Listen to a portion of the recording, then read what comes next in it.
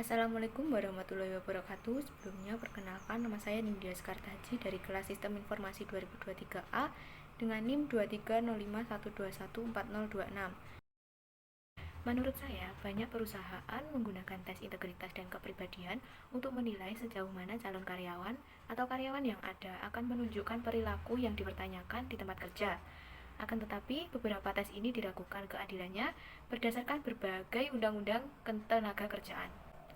Sebagai contoh, Pengadilan Banding Sirkuit ke-7 Amerika Serikat baru-baru ini memutuskan dalam gugatan class action bahwa Undang-Undang Penyandang Disabilitas Amerika atau ADA tidak dipatuhi ketika Rent Center, sebuah perusahaan penyewaan furniture, mewajibkan karyawan yang ingin promosi untuk menyelesaikan tes kepribadian MMPI.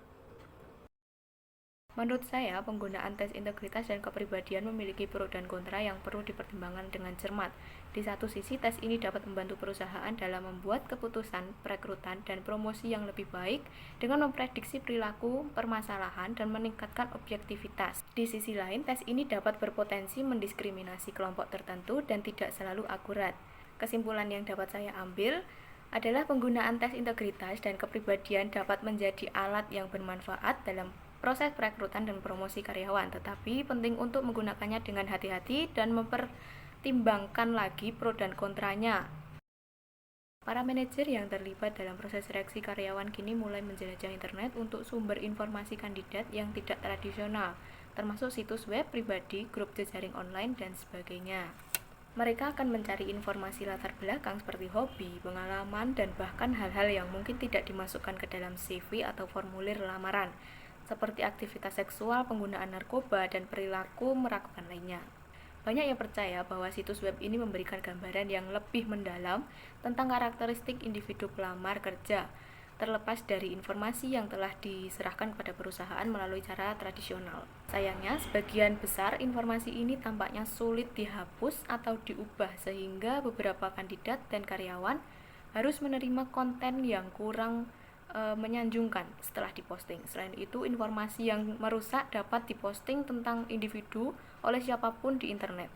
Oleh karena itu, pelamar kerja maupun karyawan memiliki potensi masalah saat memposting informasi pribadi secara online dan menyadari bahwa informasi ini mungkin digunakan dalam keputusan perekrutan di masa yang akan datang. Menurut saya, keuntungan dari informasi lebih lengkap, yakni internet dapat memberikan informasi di luar CV dan formulir lamaran, seperti hobi, pengalaman, dan sebagainya. Opsi yang kedua mungkin keterampilan digital, yakni kemampuan kandidat dalam mengelola persona online dan menggunakan teknologi dapat menjadi indikator potensi dalam perekrutan karyawan.